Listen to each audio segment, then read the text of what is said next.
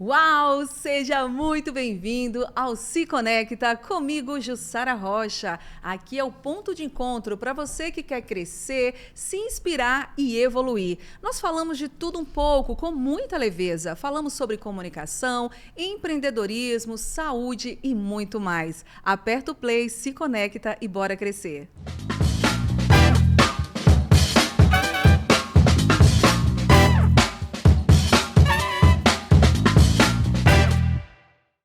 E já começando, quero agradecer a UpSec, que é uma empresa parceira, aliada aqui no nosso podcast. Priscila e Daniela, aquele abraço. A UpSec é uma empresa de consultoria de vendas e marketing estratégico para indústrias e varejos de material de construção civil, visando sempre potencializar os resultados de vendas e marketing. Segue lá no Instagram, UpSec Vendas. Quero também agradecer um parceiro aliado, recém-chegado aqui no nosso podcast, que é a Tríade Treinamento. A Tríade Treinamento é aquela empresa para você que quer capacitar a sua equipe de vendas e liderança, especialista em desenvolver equipes de vendas que realmente entregam resultados. Com treinamentos práticos, estratégias eficazes e foco no crescimento profissional, a Tríade transforma potencial em resultado real. Oferecemos treinamentos de vendas, liderança, team build, palestras corporativas e muito mais. Tudo para fortalecer pessoas e impulsionar os seus negócios. Quer ver sua equipe crescendo, vendendo mais e superando metas? Então conheça a Tríade Treinamento, porque líderes preparados constroem times vencedores. www.triadetreinamentos.com.br e leve a sua equipe para o próximo nível. E eu quero fazer um convite para você que está aqui conectado no Se Conecta. Quero convidar você para assistir o Conexão Alto Tietê. É o seu programa diário, de segunda a sexta-feira, a partir das 9 horas. No canal RTV. Vai lá no YouTube, acesse Conexão Alto Tietê e assista aí um programa onde traz todos os dias dicas culturais, assuntos importantes para você, sobre o clima, você que está procurando emprego. Um programa de variedades para você. Inclusive, eu estou lá todas as quintas-feiras, levando o melhor da agenda cultural, tudo que acontece aí na região do Alto Tietê. Então, se conecta lá também no Conexão Alto Tietê. Que maravilha! Mais um episódio saindo aqui para você que acompanha aqui o nosso podcast. É uma alegria muito grande poder estar aqui transmitindo para você informação, te inspirando e trazendo convidados maravilhosos. E hoje... Opa! Hoje a coisa aqui tá diferente. Os papéis se invertem. Aquela que está sempre fazendo as perguntas, desta vez será do outro lado do microfone. Sim, Jussara Rocha. Mãe, comunicadora e profissional com mais de 20 anos de experiência na área da comunicação. Será entrevistada neste episódio especial, muito especial, né, Jussara? Com uma trajetória marcada por lutas, conquistas e propósitos. Jussara vai compartilhar um pouco da sua história, os bastidores da carreira, os desafios da maternidade e o poder da fé que move os seus passos. Um bate-papo leve, inspirador e cheio de verdade. Daqueles que tocam, ensinam e conectam. Prepare-se para conhecer a mulher por trás da comunicadora. Então, hoje... Chega, eu fiquei até nervosa agora. Chega, me deu até um frio na barriga, meu coração disparou aqui agora, meu Deus. É o seu dia, Jussara. Começa contando para nós um pouquinho quem é a Jussara, além da comunicadora e apresentadora que o público conhece. Quem é a Jussara? Primeiro, parabéns, obrigada por estar aqui compartilhando comigo esse momento maravilhoso, onde eu posso aqui compartilhar minha história com quem acompanha o Se Conecta e falar sobre a Jussara. A Jussara, ela é mãe, a Jussara é uma comunicadora, a Jussara é filha, a Jussara é amiga, a Jussara é uma pessoa que tem muita fé em Deus, uma pessoa que acredita muito em Deus, sem Ele nada aconteceria na minha vida, por Ele e para Ele todas as coisas. E sei que tem partes incríveis que Deus fez na sua vida que vai compartilhar hoje aqui com a gente, hein? Tem sim. Então a Jussara, ela é esse misto de menina, de mulher, de choros, alegrias, tropeços, recomeços. Essa é a Jussara, capaz de mudar toda história, virar qualquer chave e sempre pronta para o que der e vier. Então vamos lá, começando do início. Como era a Jussara? Como foi a sua infância, Jussara? Onde surgiu? Cadê a origem da Jussara? É mais fácil estar aí, sabe? Que legal, né? Gostoso estar aqui, né? É mais fácil estar aí. Falar sobre a Jussara, eu sou mineira de Belo Horizonte. Eu nasci em um lar, Rodrigo, onde financeiramente nós tínhamos boas condições financeiras. Meus pais, eles eram donos de restaurantes. Então, financeiramente, até então, nós não tínhamos problema. Mas eu costumo dizer que na minha casa, na minha família, faltava o que a maioria dos lares almejam, que é a paz, é a união, a alegria.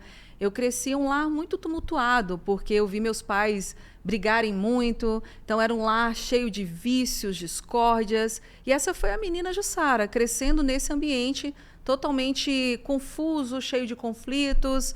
E, infelizmente, eu falo isso porque eu não sei o que você, pai, faz na frente dos seus filhos, você que é mãe, você que é pai, você é um referencial.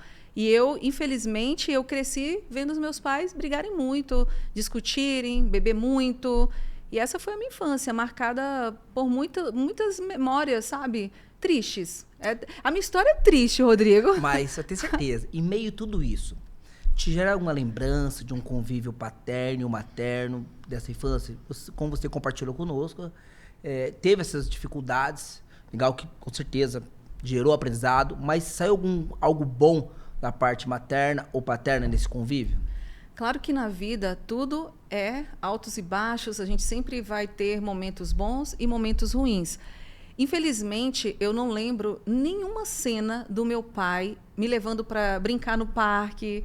Eu não lembro nenhuma cena do meu pai beijando a minha mãe. Você que é pai, você que é mãe, às vezes é importante ter esses momentos de carinho e amor para que os filhos cresçam vendo tudo isso. E eu não me lembro nem um dia de ver meu pai abraçar e beijar a minha mãe. Pelo contrário, eu me lembro de um dia, meu pai, ele chegou em casa muito embriagado e eu estava com conjuntivite. E naquele momento, meu pai não percebeu que eu estava com conjuntivite e ele entrou e perguntou, onde está sua mãe? E eu bem baixinho, com a modulação bem baixa, eu falei, está no quarto. Só que ele achou que eu estava respondendo ele. E aí ele me deu um tapa no olho com conjuntivite. E aí eu comecei a chorar muito. E aí, claro, mais uma cena de brigas e discórdias aconteceu naquele momento devido àquela cena. Então, assim, infelizmente, eu sei que o meu pai, lá na frente eu vou te dizer, mas tudo que o meu pai deu foi muito do que ele recebeu também da vida. Que às vezes a gente culpa os pais, mas eles nos dão o que às vezes eles receberam ou que não receberam. Também tem isso. Às vezes o pai quer dar o melhor para os filhos, porque ele não recebeu e ele pensa, vou dar o melhor para os meus filhos. Mas como meu pai, ele era dominado por esse vício da bebida, meu pai fazia muitas apostas. Só para você ter ideia, Rodrigo, eu lembro que os meus pais, eles tinham restaurantes. E meu pai, a gente foi perdendo tudo. Ao ponto, nós morávamos em um bairro de classe média, lá em Belo Horizonte, que era o bairro Camargos, e eu me lembro que nós fomos perdendo tudo, ao ponto de eu ter que dormir em cima de um jornal. Por causa do vício da bebida dele. Por causa do vício e das apostas que ele fazia. Fora dos vícios, era compartilhado de um ambiente de apostas. Sempre ele fazia apostas. Então, eu me lembro que daquela casa bonita e confortável, eu lembro de uma cena, a gente dormindo em cima de um jornal no chão. Já dormi em cima de sinuca. Então, foram cenas que, infelizmente, me marcaram muito. Por conta desse vício, desse domínio do vício, das apostas. E aí essa cena, quando meu pai chegou, me deu um soco, eu lembro dessa cena. Claro que também teve esforços, né? Teve outras situações positivas. E a minha mãe também. Eu lembro de uma cena que você falou da mãe, eu lembro minha mãe ouvindo uma música do Chitãozinho Chororó, que era o fio de cabelo no seu paletó de Chitãozinho Chororó. Meu pai, ele entrou em casa, ele estava embriagado e ele ouviu minha mãe ouvindo aquela música, ele ficou com ciúmes. E ele pegou a radiola e literalmente quebrou aquela radiola, jogou no chão. Então foram essas cenas que eu vi porque minha mãe estava ouvindo música sertaneja e aí ele ficou com ciúme, achando que ela estava pensando em outra pessoa. Então foram muitos ciúmes, muitas discórdias e o inevitável aconteceria, que era uma separação. Então, anos mais tarde, devido a essas discórdias, essas brigas... Você estava com quantos anos, Jussara, já quando com houve a 7 anos de idade, os meus pais eles se separaram. E aí, infelizmente, acontece o que a maioria das famílias, quando se separam, né, atingem as crianças. Às vezes os pais não têm noção da marca que eles podem gerar em uma criança. Sim. E, infelizmente, eu fui gerada por essas marcas, né? Meus pais, então, nessa época, aí se separaram. Eu era caçula, eu tinha a Adriana, que é mais velha, e o André. Anos mais tarde, meus pais adotaram uma criança que é a Kelly, que hoje é minha melhor amiga, tem muito valor para mim. Era um sonho meu de infância ter uma irmãzinha mais nova, porque eu era mais nova, eu queria ter uma irmãzinha mais nova.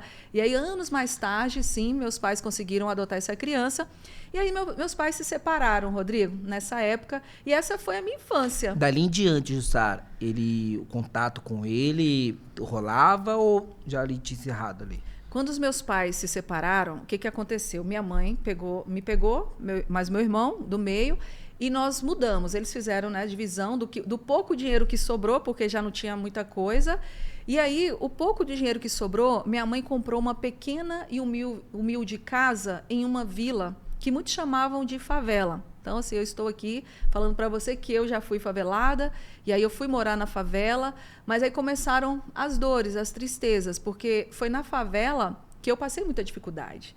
E aí eu que morava num bairro de classe média, brincando com os melhores brinquedos da Estrela, tinha tudo. Eu lembro que a minha irmã tinha órgão eletrônico, nessa casa tinha um quintal enorme, tinha um pé de manga. Eu lembro até hoje do cachorro, que era o dog que a gente tinha. Então, assim, era uma casa boa. Tudo isso aconteceu em que cidade? Em Belo Horizonte, Minas Gerais. Belo Horizonte, e no estado de Minas Gerais. Agora, sabe o que é interessante, Rodrigo? Que eu lembro que dessa casa, né, de ter os melhores brinquedos, mas a gente não tinha alegria, não tinha felicidade. Você vê que o dinheiro, às vezes a gente almeja tantas riquezas, mas o dinheiro não é tudo. Claro que é muito importante ter dinheiro para você realizar os seus sonhos.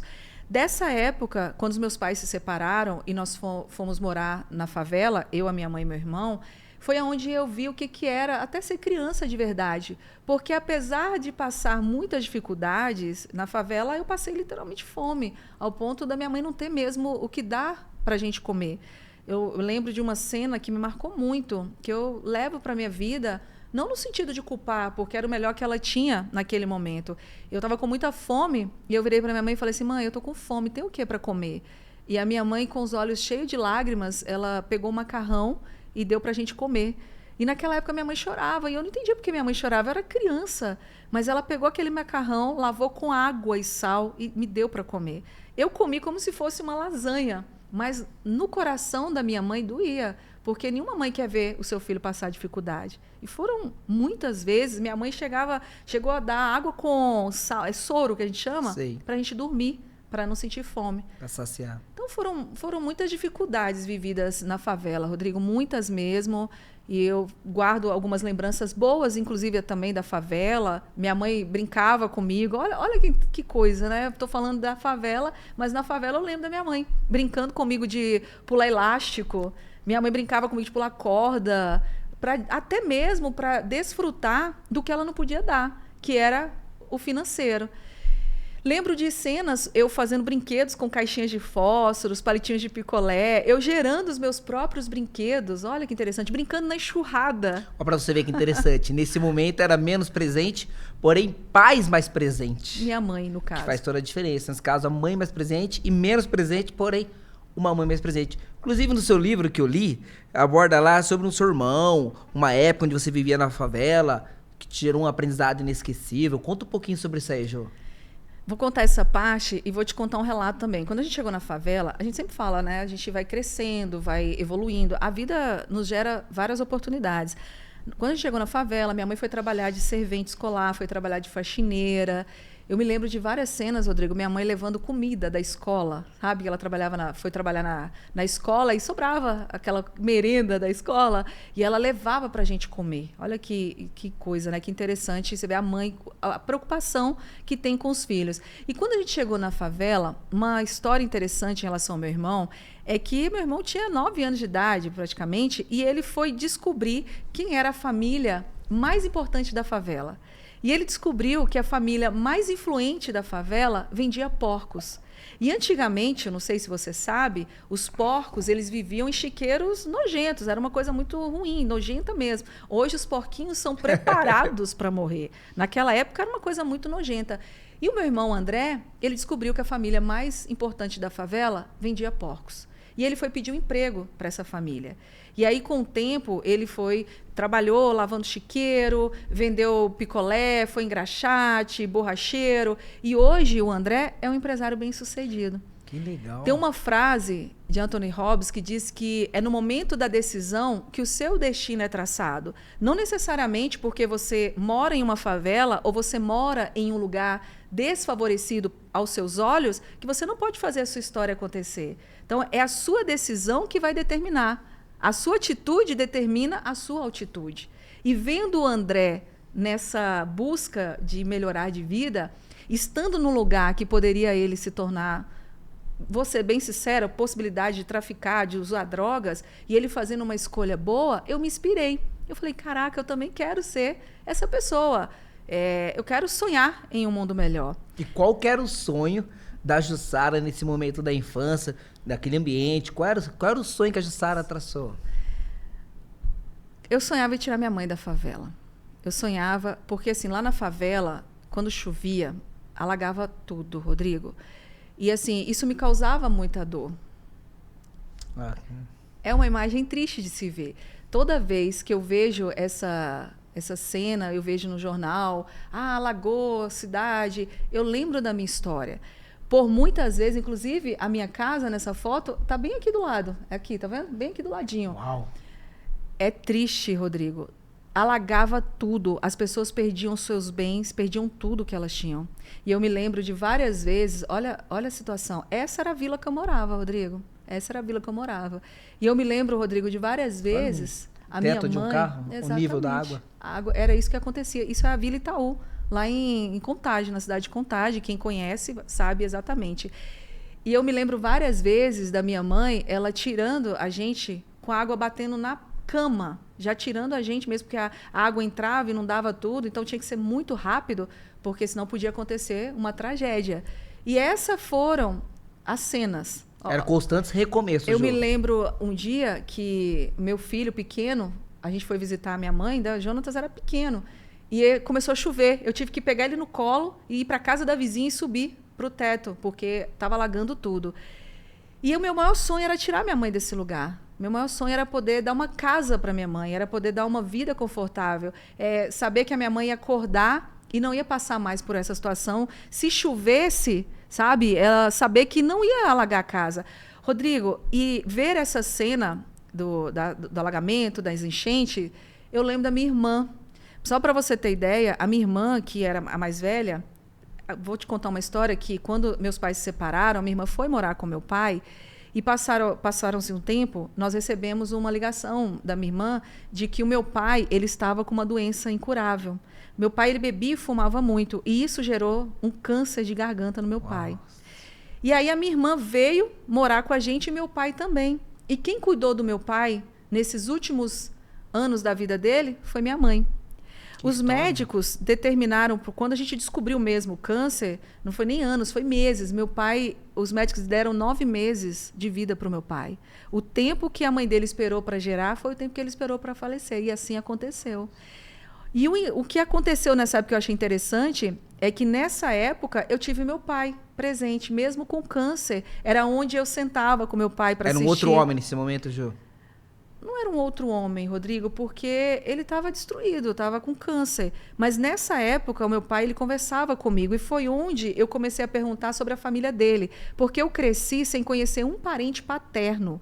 Era um sonho, eu tinha vontade de saber quem era um tio, um vô. E aí meu pai começou a contar a história. Ah, você veio de uma família influente. Ah, nós temos um brasão. Aí depois descobri que toda família tem um brasão.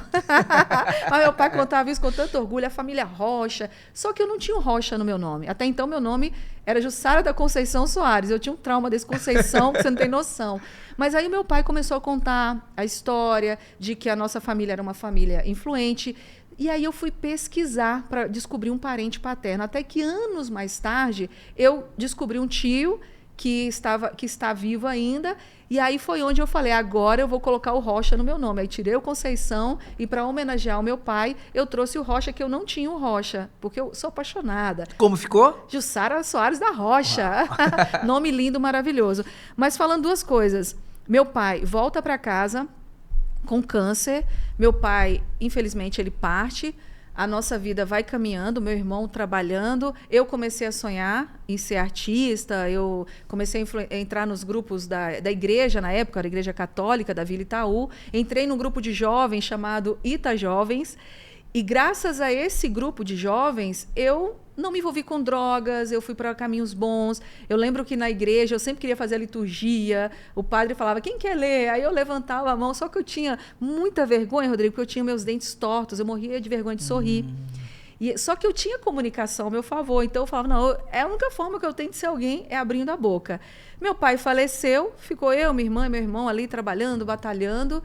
E você estava com quantos anos, Ju? Aí já fui crescendo, né? De 9, 10 em diante. Com 16 anos de idade, eu recebi um convite. Eu já trabalhava numa agência de publicidade como secretária. Eu já tô andando aí nessa história. E eu lembro que eu recebi um convite para ser dançarina de uma banda, que lá em Belo Horizonte, que é a banda Zen. Depois fui para a banda Mostarda, mas no Faia. Meu pai já não existia, mas quando meu pai faleceu, eu fiquei muito revoltada. Eu disse que eu ia ter fama, sucesso, dinheiro e que eu ia mudar a história da minha família a qualquer custo. Olha que coisa, a gente acha que é isso, né? Que é a fama, que é o dinheiro, que é o sucesso.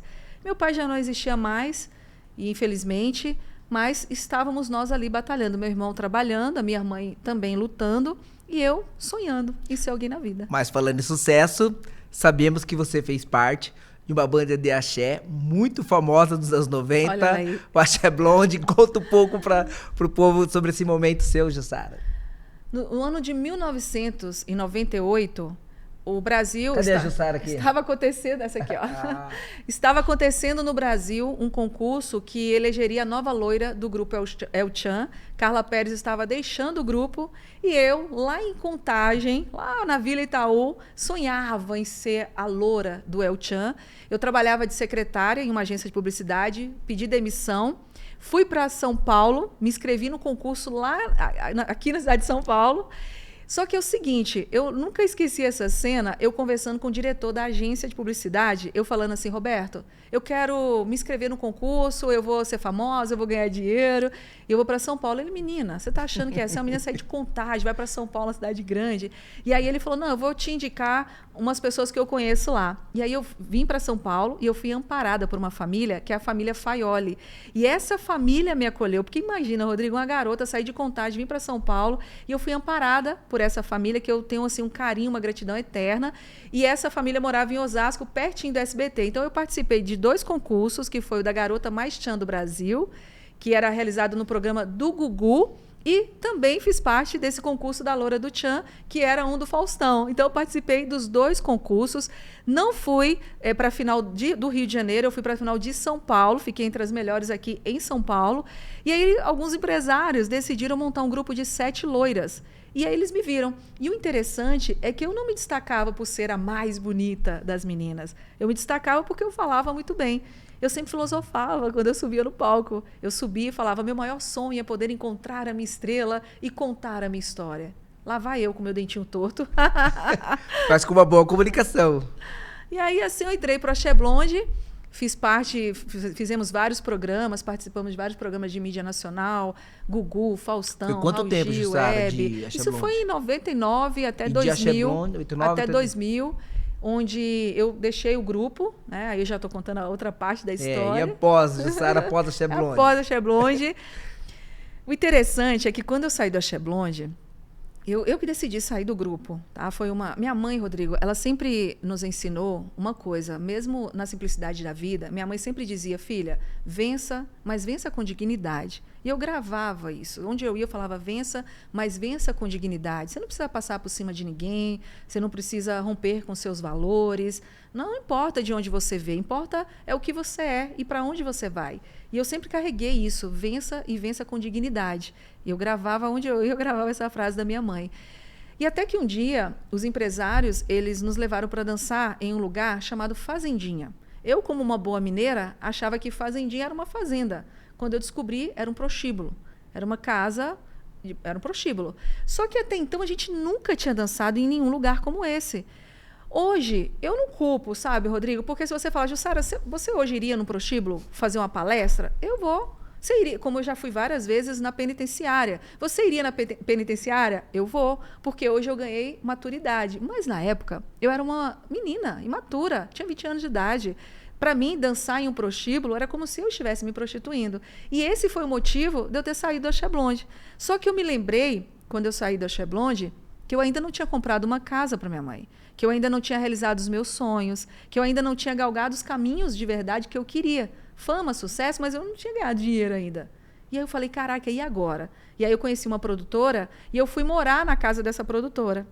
Eu saí com a cara e a coragem, eu tinha uma multa de R$500 mil, mas Deus é tão bom. Quando Deus tem um plano na vida da gente, ele se cumpre. Ah, era uma multa eu tinha uma de multa. qualquer uma das dançarinas que decidisse sair. Tinha R$500 mil. Quebrando o contrato, era isso. Quebrando o contrato. Eu consegui sair, deu tudo certo, aí Deus operou um milagre. Mas eu conheci uma produtora e fui morar na casa dessa produtora, que era a Mari. E a Mari, ela conhecia o Vampeta, que é o jogador de futebol. Aí um dia, conversando com o Vampeta, a Mari vira e fala assim, Vampeta, tem uma moça aqui em casa, que é a Jussara, e ela saiu da Cheblonde e tal. E aí, você conhece alguma banda que ela possa dançar? Aí o Vampeta me fez o favor de indicar um amigo que, na verdade, eles cresceram juntos. E me indicou um amigo dele lá em Salvador, na Bahia. Eu tô falando até igual baiano. Aí o Vampeta falou assim, tem um amigo meu que tem uma banda e tal, em Salvador, e aí dá para ela vir para cá para dançar nessa banda. Saio de São Paulo, vou para Salvador, na Bahia. Imagina. E essa produtora... Pelo menos lá é o lugar da Xé, hein? Essa produtora virou para mim e falou assim, você não vai se envolver com ninguém da banda. E aí, eu não ouvi a produtora. Eu fui para Salvador. Quando eu cheguei lá, eu conheci o empresário da banda e me envolvi com esse empresário. Ela não quis mais trabalhar comigo e aí eu fiquei na Bahia. Me relacionei com esse empresário, dancei, cantei na banda dele e anos mais tarde ele se tornou pai do meu filho. E aí eu casei com esse empresário, tive um filho e foi um relacionamento também muito tumultuado, para ser bem sincera a você. Foi um relacionamento muito difícil. Você vê, né? Sempre uma história... Por isso que eu falei, minha história não é a história mais feliz, mas são muitas histórias. Sim. Então, são histórias de superação, crescimento, e a gente está aqui para evoluir cada vez mais. E foi assim que eu cheguei em Salvador, na Bahia. Mas esse casamento você viveu, foi um tempo de maturidade, te ensinou muito sobre o amor, recomeço. O que relacionamento te ensinou sobre parceria e autoconhecimento? Rodrigo, eu vou ser muito sincera a você. Eu casei, eu fiquei 11 anos casada. Não foi um casamento fácil, foi um casamento de altos e baixos, onde teve traições, teve muitas coisas. Por incrível que pareça, hoje, meu ex-marido é muito mais meu amigo do que quando a gente era casado. Nossa. E assim, uma coisa interessante é que eu fui para Salvador, eu dancei, cantei, fiz vários shows, até que um dia, esse meu ex-marido, ele me levou para a igreja. Ele me levou para a igreja. E uma coisa que aconteceu muito interessante nessa época, isso eu tenho que agradecer a ele, porque até então eu até ia para a igreja, mas eu não conhecia Jesus como hoje eu conheço. Nessa época, ele me levou para uma associação chamada DONEP, que é um encontro de artistas e empresários que se reuniam para falar de Deus. E eu fui. Eu estava toda destruída, assim, sabe, por dentro, os meus sonhos, toda querendo ser alguém na vida, e nada acontecia. E eu conheci pela primeira vez um Jesus que eu não tinha ouvido falar até então. Eu, sabe, vivia numa vida cheia de doideira, uma vida louca demais. E aí eu fui para a igreja com esse empresário. Pouco tempo depois, eu fui para Minas, voltei para Minas para poder rever minha mãe, que eu não tinha coragem de voltar em Minas, Rodrigo, como uma fracassada. Entendi. Porque eu, como artista, tinha saído da Cheblonde, parecia que nada tinha dado certo. Só que aí, quando ele me levou para a igreja, para esse encontro, eu tive vontade de voltar em Minas Gerais. Eu queria ver minha mãe, contar para minha mãe, mãe, eu conheci Jesus. E quando eu cheguei, a minha mãe não gostou na época. Ela... você agora... Eles falam que você é crente, né? Isso. Você virou crente? Aí eu falei, como assim, minha mãe? Ela, não, você agora é crente, que absurdo. Não, mãe, eu tô falando que eu conheci Jesus. Aí minha mãe ficou muito brava comigo, ela não gostou. Sua mãe católica? Minha mãe, ela vai pra tudo em pouco aí, sabe? Sei. Mas aí, fato é, Pouco tempo depois, eu estava em Minas e a minha mãe foi cometida por uma enfermidade. Minha mãe andava nas ruas, Rodrigo, e ela não sabia mais onde ela estava. E aí um dia ela passou muito mal e falou: Ju, você pode ir comigo no médico? E eu fui. Olha as histórias. Já tinha saído da Cheblonde, cantei, dancei em Salvador, conheci meu ex-marido. A gente, então, até então, não tinha casado ainda. E aí teve essa situação, fui para Minas. Quando eu cheguei no médico, o médico falou que a minha mãe estava com Alzheimer. O médico me chamou e falou: sua mãe, em poucos meses, ela vai olhar para você e não vai te reconhecer mais. E naquele momento, eu fiquei muito triste em saber que a minha mãe não iria mais me reconhecer, porque é uma doença cruel. Sim. E ele mostrou a ressonância magnética, onde o cérebro dela estava bem pequeno, enfim, todo esse processo da doença. E eu fiquei desesperada. E naquela época, naquele mesmo ano, estava acontecendo a Casa dos Artistas. Só que eu já tinha ido para uma igreja, eu já tinha ouvido falar de Jesus, eu já tinha ouvido falar de um Deus que cura. E aí eu lembro que lá em Minas, eu não contei para os meus irmãos, eu segurei aquela dor e eu fui numa igreja lá, que foi a Vida e Paz na época. E o pastor daquela igreja falou assim: ó, nessa noite Deus está mandando você deixar tudo que tem e tudo que você é no meu altar e eu vou curar a sua mãe. Sabe quando você escuta a voz de Deus e essa voz é para você? Rodrigo, naquele momento, eu comecei a me apegar com Deus, eu comecei a buscar mais de Deus. E para honra e glória de Deus, a minha mãe foi curada do Alzheimer. Uau! Naquela mesma época, eu senti Deus falar comigo. Falar para que eu deixasse algumas coisas, algumas práticas. E eu lembro que eu casei, e o meu casamento, só para você saber como Deus agiu, meu casamento foi todo patrocinado. Tinha no shopping Walmart, estava escrito assim: ó, sorteia esse vestido de noivas. Eu tava, a banda tinha se desfeito, foi uma fase muito ruim. E aí nessa época, eu me inscrevi no concurso para ganhar um vestido de noiva e ele, sem saber quem eu era na época, eu ganhei todo o casamento. Todo o casamento. Casei, meu ex-marido era estéril, Deus operou um milagre, meu filho é fruto de um milagre, ele não podia ter filho. E aí tive toda essa vida de sonhos, né? Cura da minha mãe, meu ex-marido, ganhei o casamento, meu filho nasceu fruto de um milagre. E aí você me perguntou sobre o que eu levo. Pouco tempo depois eu casei, eu até fiquei 11 anos casada, mas infelizmente não deu certo. Como foi, Ju? Foi frustrante. Reconstruir toda a sua vida espiritual após uma separação, toda essa aí, como foi reconstruir? Foi frustrante, porque toda mulher... Eu não vou dizer a você que eu sonhava em casar, que eu sonhava... Hoje eu acredito no amor e eu sonho em casar de novo, viu? Eu sonho. Que Deus prepare a pessoa... preparando que Deus prepare a pessoa certa, né? Porque depois de tudo isso tem que ser uma pessoa especial. Mas dói você saber que você dedica toda a sua vida a uma pessoa que não te valoriza como mulher, palavras. Eu sempre ouvi muitas palavras ferinas, palavras que machucaram. Eu sempre digo, Rodrigo, que eu sou uma pessoa que eu tinha tudo para dar errado. Por quê?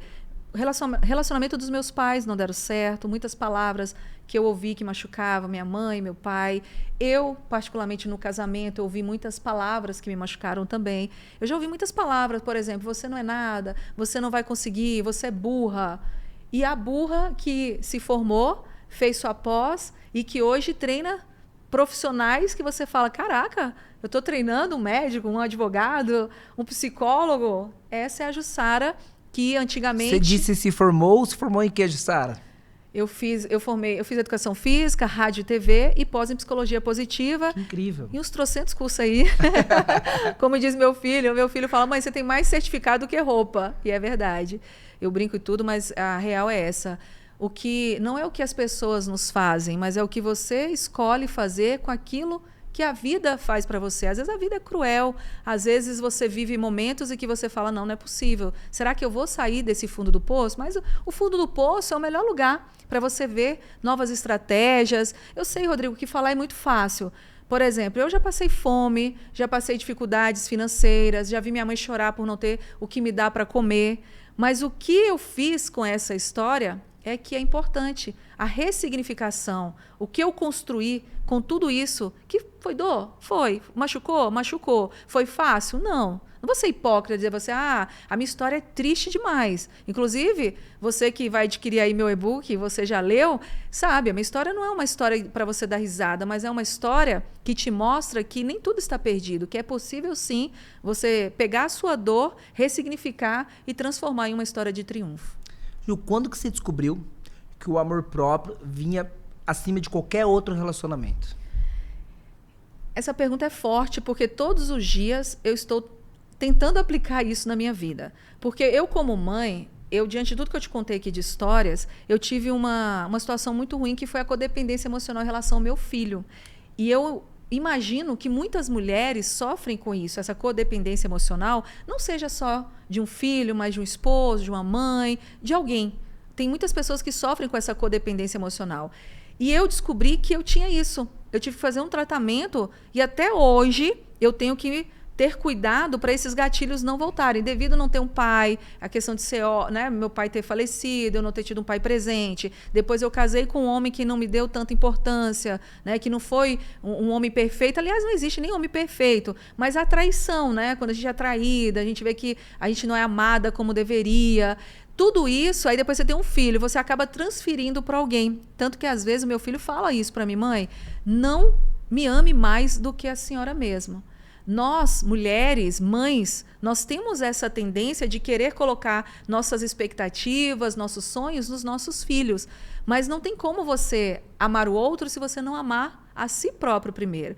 E amar a si, como esse amor que você falou, é você se permitir. É você fazer coisas que te façam feliz. E aí cada um vai descobrir o que te faz feliz. E eu, particularmente, estou todos os dias tentando aplicar isso na minha vida. Porque também não é fácil, tá? A gente trazer aqui, fazer entrevistas, fazer palestras, é muito fácil.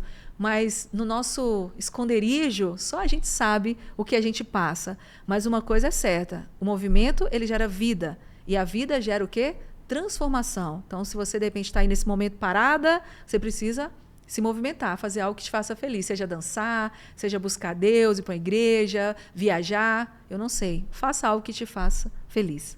Ju, parabéns, porque muitas das vezes a gente se encontra e eu vejo que você escolhe sempre entregar um sorriso. Independente, esse amor próprio tem feito a diferença na sua vida. Mas uma dica, Jussara, que você deixaria para as mulheres que estão passando nesse momento por um processo de recomeço também? Isso que você falou sobre o sorriso é muito interessante, que eu sempre brinco, até quando eu estou dando aula para os meus alunos, fazendo palestras, que as pessoas falam, nossa, você está sempre sorrindo, você tem uma energia maravilhosa. Eu falo, é porque eu tenho tantos problemas que eu nem te conto. Porque se eu te contar os meus problemas, você vai chorar, então para que eu vou contar? Às vezes a gente sai contando os problemas para todas as pessoas e até mesmo para pessoas que até gostam de saber que você tem um problema. Então a pessoa fala assim, nossa, você está com um problema? Nossa, ela tem um problema maior que o meu. Então a gente tem que saber para quem a gente conta as coisas. E aí a dica é claro, né? Que tal contar para Deus? Tem até uma música, não conte seus maiores sonhos a ninguém. Conhece essa música? Não. Conte para Deus. Mas tem um lado cantor aí, hein? Conte seus problemas para Deus. Você falou uma coisa que me fez lembrar da história da minha irmã, Rodrigo. Quando a minha mãe, a gente cresceu nesse ambiente, favela, vila, e claro que eu não estou mais nesse lugar. E você falou de recomeço para essas mulheres. A minha irmã mais velha, ela, diante de tudo que ela viveu e sofreu, chegou um tempo que quando ela saiu da favela, quando ela foi para outro lugar, inclusive hoje ela está em outro lugar, ela não conseguiu ressignificar. E ela teve vários traumas. Por quê? Uma coisa é, você passa fome, você passa dificuldade, você enfrenta enchentes, mas você olha para o seu agora e você fala, eu não estou mais nesse lugar. A questão é essa. Jussara, mas está doendo, eu estou lembrando. O que você vai escolher? Você vai levar essas lembranças para poder ressignificar, para poder crescer, para poder ensinar outras pessoas? Ou você vai ficar ainda vivendo naquele lugar que te faz mal? Então, isso serve para relacionamentos doentios, mulheres que estão sofrendo com abuso, né? Mulheres que sofrem em relacionamentos abusivos, filhos também que maltratam pais ou mães, não importa que tipo de relacionamento abusivo seja. Dificuldade, de repente você é uma pessoa que, assim como eu, passou fome, passou essas dificuldades, mas que hoje você não está mais nesse lugar. Olha onde você chegou, olha as suas conquistas. Você não está mais na favela. Estou falando para mim, eu não estou mais na favela, eu não estou mais em um relacionamento abusivo. Inclusive, eu fui estudar a CNV, a comunicação não violenta, por conta de uma comunicação de um relacionamento abusivo, que eu já sofri um relacionamento abusivo. Não foi só um, eu sofri 2 relacionamentos abusivos e que me permitiram hoje ressignificar a minha história. Eu poderia falar, não quero mais me envolver com ninguém. De forma nenhuma. Super quero, super acredito no amor. Não vou mais me comunicar, vou me fechar. Não, eu quero me comunicar. Hoje eu não tenho mais aqueles dentinhos tortos. Hoje eu... você falou, por isso que eu sou eu. Já arrumei os dentes. Hoje eu sou uma nova mulher. Então você que está aí, de repente, passando por essa situação, ressignifique, pense assim... Eu não estou mais nesse lugar. Eu já saí desse lugar de miséria, desse lugar de fome, desse lugar de depressão. Claro que tem médicos que podem te ajudar, tem psicólogos, terapias, porque eu não sei também como é que está a questão hormonal. É muito fácil, né, Rodrigo? A gente chegar e falar, vai lá, você é capaz, mas às vezes a pessoa está com um processo que é patológico. Sim. E aí não adianta você ficar usando palavras, tem que entender se tem alguma coisa aí cognitiva para poder trabalhar, para poder se curar. E essa é a Jussara. Ju, você acredita então que a dor é uma forma de aprendizado? A dor, ela pode se tornar uma forma de aprendizado? Você já viu aquela frase? A dor, como é que é? A dor é inevitável, mas o sofrimento é opcional. Vai doer? Vai. Mas você vai ficar sofrendo com isso? A escolha é sua. Se tem aquela frase que diz que é no momento da decisão que o seu destino é traçado, você precisa escolher o que você vai fazer com essa dor. Particularmente, eu escolhi pegar a minha dor e ajudar outras pessoas. E, principalmente, ajudar a mim mesma. Porque não adianta eu querer ajudar o outro se eu não consigo me ajudar. O que adianta eu querer fazer uma palestra, dar um treinamento, falar sobre cura, falar sobre transformação, se eu mesmo não transformei a minha própria vida? É como a gente fala sobre o mentor. Né? Mentoria. Eu vou fazer uma mentoria para ajudar você a ganhar o seu primeiro 1 milhão. Você já ganhou seu primeiro 1 milhão? Não. Então, como é que você vai ajudar outra pessoa? Então, a dor, ela pode ajudar muitas pessoas. Gera uma autoridade. A dor pode ajudar muitas pessoas. Depende de como você a vê, como você a enfrenta. Quando você está com dor, Rodrigo, por exemplo, você fica chorando, você cortou, o sangue está lá, né? Vazando sangue para tudo quanto é lado. Você fica, tá doendo. Ou você vai pegar um band-aid, vai tampar, vai curar, né? Vai estancar. O que você escolhe fazer com essa dor? Deixar o sangue vazar ou você vai se curar? A escolha é sua. Nossa, Jussara, incrível essa perspectiva sobre tudo que você passou, como você teve a capacidade de ressignificar todas essas partes da sua vida. Mas tem uma aí que o seu olho brilhou. Foi quando você falou um pouquinho da maternidade. Como foi esse processo de maternidade e o quanto isso transformou a sua vida, Jussara? É para chorar agora, né? O Jonatas, ele é um milagre de Deus. Tanto que o nome Jonatas significa presente de Deus. Uau! Quando o pai do meu filho ele era estéril, não podia ter filho, e o Jonatas é fruto de um milagre. Eu me lembro que na época que eu tive Jonas, eu estava sem plano de saúde. E aí eu conheci uma moça da igreja e ela conhecia uma médica que atendia no hospital em Salvador, que era o Sagrada Família. E ela disse assim, Jussara, eu vou te ajudar com uma médica, eu vou te apresentar uma médica para você fazer o parto do seu filho. Só tem um detalhe, seu filho precisa nascer na quinta-feira, que é o dia que ela faz o parto no Hospital Sagrada Família. Como é que eu quero saber? Meu filho vai nascer quinta-feira. Para resumir, o Jonatas, a bolsa rompeu em uma quinta-feira. Por isso que eu falo que o Jonatas ele é fruto de vários milagres. Desde o pai ser estéril e a esse rompimento de bolsa que foi numa quinta-feira. E aí eu tive o Jonatas no hospital particular, não paguei R$1, olha isso, não paguei nada, foi tudo abençoado por Deus.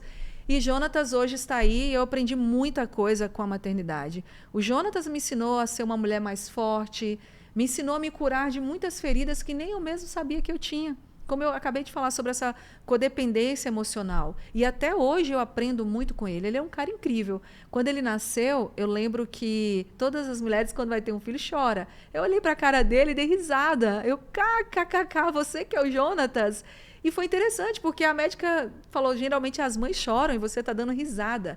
E essa gargalhada define muito o que eu e ele somos hoje. Somos muito parceiros, amigos. Hoje ele com 20 anos de idade e é meu melhor amigo. É a pessoa que eu conto as minhas coisas, vamos dizer assim. Inclusive, herdou até um talento artístico. Ele canta. Como é ver nele ele receber uma herança sua, de uma veia criativa? Como é isso? O Jonatas, ele é um cantor. Eu vou ser muito sincera a você, eu não gosto muito do estilo musical do Qual é o Jonatas, estilo não. do Jonatas? Eu falo pra ele, filho, ele canta bem, desde 9 anos de idade ele compõe. É interessante que teve uma época que ele pegava metrô para a escola, ele ficava compondo no metrô, ele fazia música assim do nada, sabe? Escrevia. Ele tem esse talento nato para composição.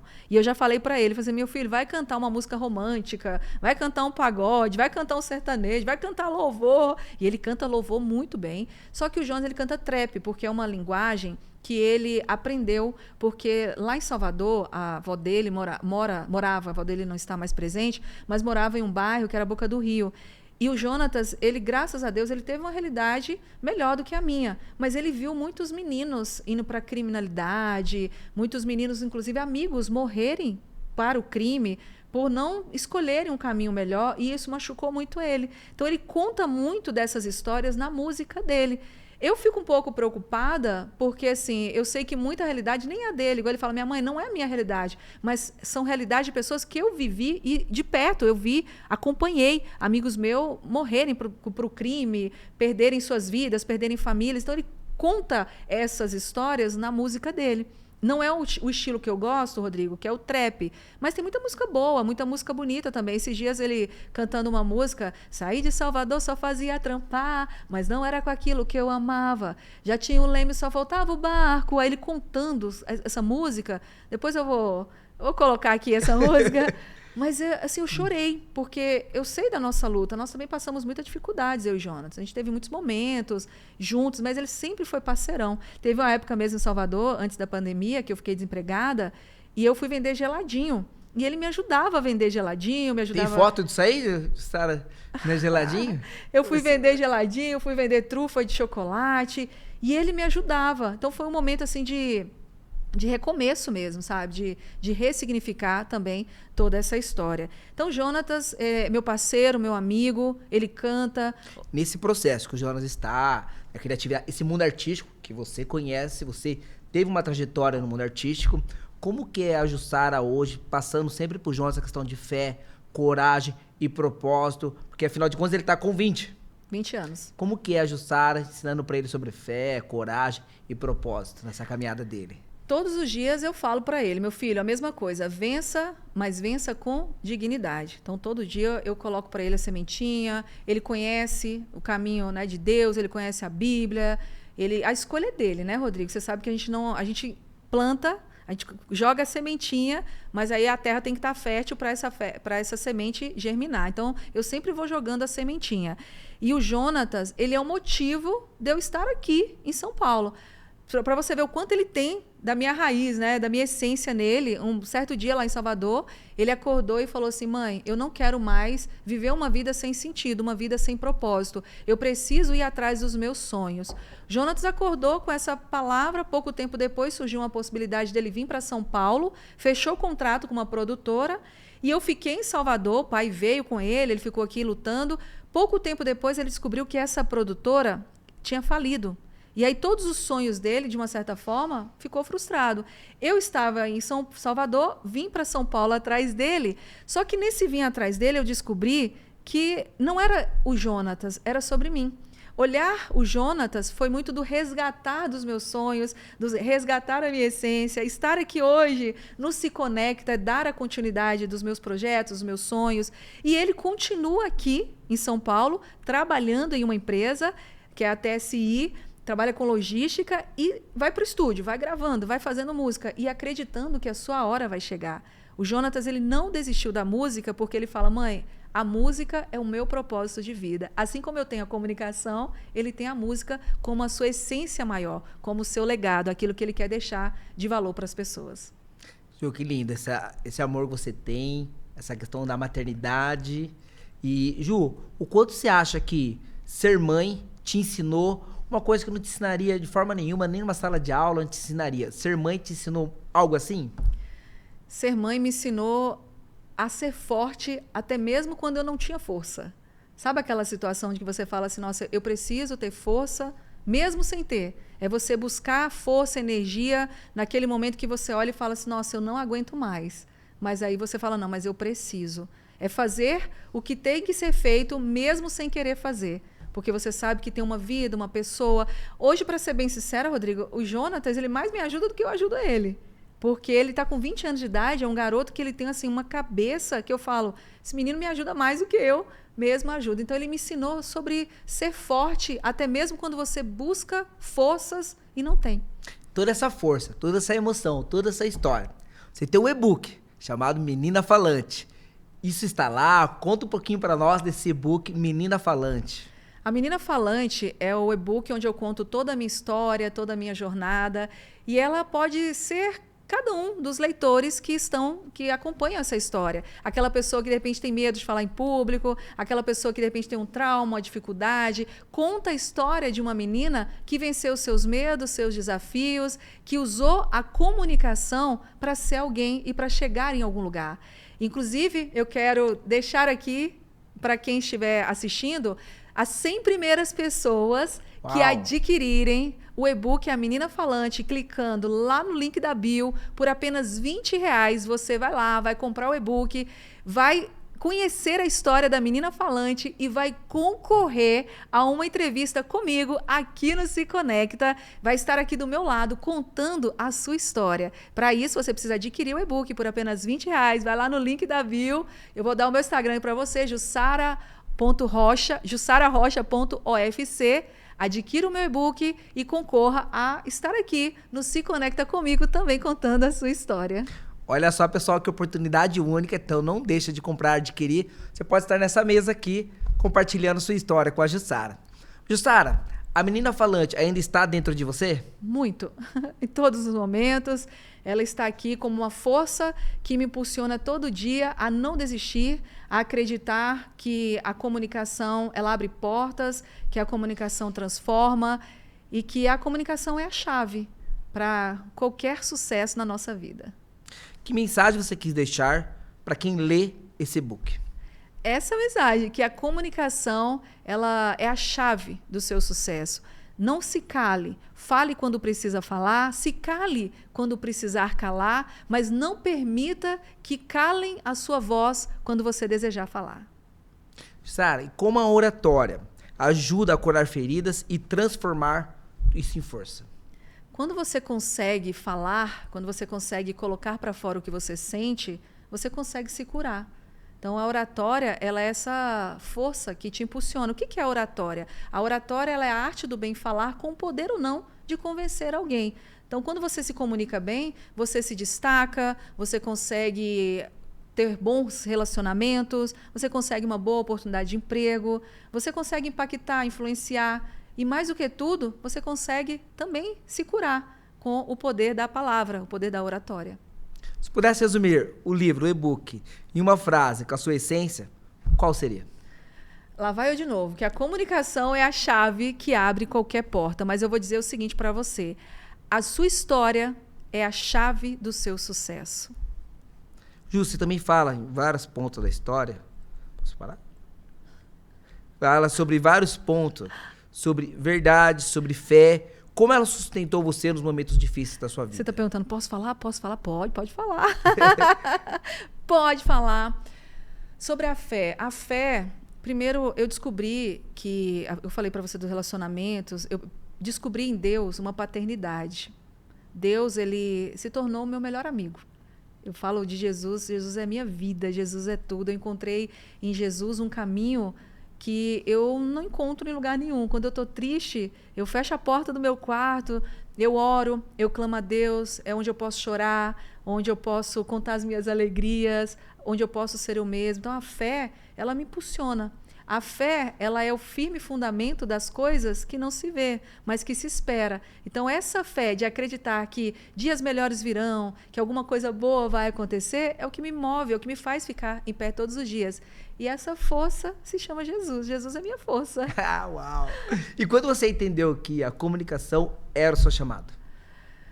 Eu entendi que a comunicação era meu chamado quando eu percebi que se eu não me comunicasse, eu não conseguiria nada. Primeiro porque eu vim da favela, passei dificuldade, tinha os dentes tortos, passei muita luta, se eu não me comunicasse, eu não conseguiria encontrar outro caminho. No concurso da Cheblonde, eu tive que falar, eu tive que abrir a boca. E até mesmo quando eu encontrei as minhas maiores dores, nos meus momentos de aflição, eu também precisei usar a comunicação. Então, se eu me calasse quando eu precisasse falar, o mundo não saberia quem sou eu e eu mesmo não conseguiria me encontrar. Então, a comunicação, ela foi para mim a minha cura.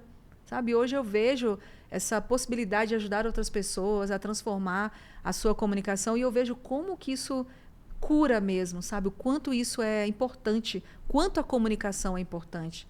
Que a nossa voz é o instrumento potencializador dessa comunicação. Então, a gente precisa dar voz ao mundo e falar o porquê a gente estar aqui, qual é a razão de ser e de existir. Ju, se sua vida fosse um palco e você tivesse sua última mensagem, qual mensagem você deixaria? Ele está aproveitando, fazendo umas perguntas, está chegando no final aqui já do nosso Se Conecta, o tempo já está esgotando, mas ai, que delícia poder contar a história. Eu diria, Rodrigo, para as pessoas que têm uma história de vida, por mais triste que pareça ser, assim como a minha, que a minha história é triste, mas é uma história de transformação, é uma história de cura, é uma história de resiliência, é uma história onde eu saí de um ponto e fui para outro. É uma história onde eu não me vitimizei, mesmo nos momentos mais difíceis, até quando eu tive depressão, porque eu já tive depressão. Então, é uma história, e é a minha história. Eu já tentei mudar, contar diferente essa história, mas é a minha história. Então, eu diria para você que, independente de qual seja a sua história, ela pode ajudar alguém a mudar o rumo. De repente, você passou por uma situação que outra pessoa não passou e, contando a sua história, alguém vai se conectar com você e vai dizer, se essa pessoa conseguiu, se a Jussara conseguiu, eu também vou conseguir. Então, conte a sua história, porque a sua história, a sua dor, pode ser a sua chave de sucesso. Obrigado. E o Se Conecta de hoje foi com a Jussara Rocha, que esteve do outro lado do microfone. Após essa incrível entrevista, de compartilhar conosco tudo isso aí, é hora de devolver o microfone para ela. Uau! Jussara, é com você agora. Arrasou, hein? Olha só. Muito obrigada, Rodrigo. Obrigada por estar aqui no Se Conecta. Agora eu vou fazer um convite para você. Quero você aqui semana que vem, topa? Topo demais. Vou fazer a entrevista com você. Quero te entrevistar porque eu sei que você tem uma história maravilhosa, onde você ajuda casais, você e a sua esposa, a Fernanda. Então, eu quero te convidar para estar aqui no Se Conecta, para contar para a gente como é que você faz esse trabalho todo, como que você ajuda casais a não se divorciar. Se eu tivesse conhecido você há uns anos atrás, de repente a história hoje seria diferente. Muito obrigada, Rodrigo. Deus abençoe. E para você que acompanhou esse episódio, aperta o play, se conecta e bora crescer.